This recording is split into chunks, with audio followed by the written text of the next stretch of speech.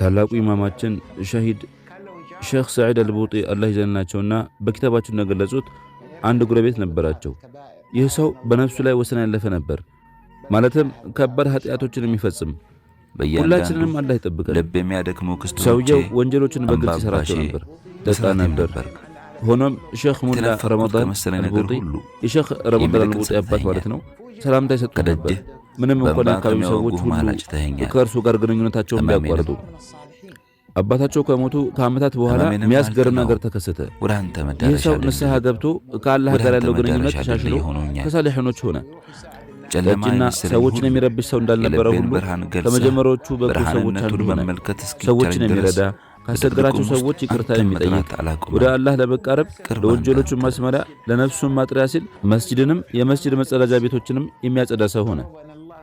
ሼኽ አልቡጢ እንደተናገሩት ለሰውየው ይህ ሁሉ ለውጥ ግን እንዴት ተከሰተ ብዬ ጠየቅኩት አሉ። ሰውየውም እንዲህ አለ፣ ሰይዲ በመጠጣባቸው ሌሊቶች ውስጥ አንድም ቀን ደስተኛ አልነበርኩም። ብዙ ጊዜም ለመተው ሞከርኩ፣ ግን አልቻልኩም።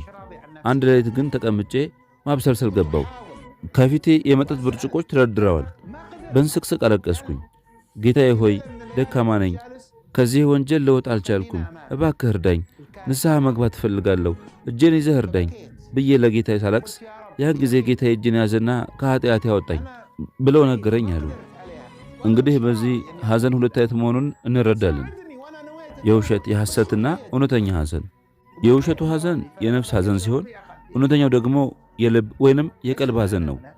የልብ ሐዘን ምንድን ነው? አላህን ማፈር፣ ያመስከውን አላህን ታላቅነት ማወቅ። ይህ በልብ ውስጥ የሚሰማ የሐዘን ህመም ይፈጥራል። በተጨማሪም ትዕዛዝ መታዘዝ ያለመቻል ወይም ትዕዛዙን ለመፈጸም አለመቻል፣ ይህ ራሱ አንድ ህመም ነው። ከውጭ ሲታይ ለሥራ መነሳሳት የሚመስል ነገር ሆኖ ነገር ግን እውነተኛ ውስጥ ላይካተት ይችላል። እንዴት? በሁኔታህ ደስተኛ አትሆንም። ሞክረህም ደከመህ። አንዴ፣ ሁለቴ፣ 10 ጊዜ፣ 100 ጊዜ ሞከርክ። የምትችለን ሁሉ አማራጭ ተጠቀምክ፣ ግን ደግሞ ተስፋ አልቆረጥክም። ምንም እንኳ ብዙ ጊዜ ሞክረህ ባይሳካም ከማቆም ይልቅ በአላህ በር ፊት ቆመህ መለመን አለብህ። በየቀኑ በእርሱ ፊት ቆመህ ለእርሱ ማልቀስ። ወንጀል በሠራህም ቁጥር ታለቅሳለህ። ትእዛዙን ባጓደልክም ጊዜ በሩ ላይ ትቆማለህ። አላህ ሆይ ሌላ አምላክ የለኝም፣ ወደ አንተ እንጂ ሌላ መጠጊያ የለኝም ብለህ መማጸን አለብህ። ከአንተ ውጪ ወዴት እሄዳለሁ ብለህ ማለት አለብህ። በሁኔታዬ ደስተኛ አይደለሁም፣ ሌላ ጌታ አላውቅም፣ ከአንተ ውጪ ማን አለኝ? እኔ እኮ ከአንተ ውጪ ማንም የለኝም። ሙሉ ተስፋውን የጨረሰ ሰው ችክ እንደሚለው ሁሉ አጥብቀህ መጠየቅ አለብህ። ምክንያቱም ከአላህ ነጃ መውጫ አላህ ራሱ ብቻ ነው።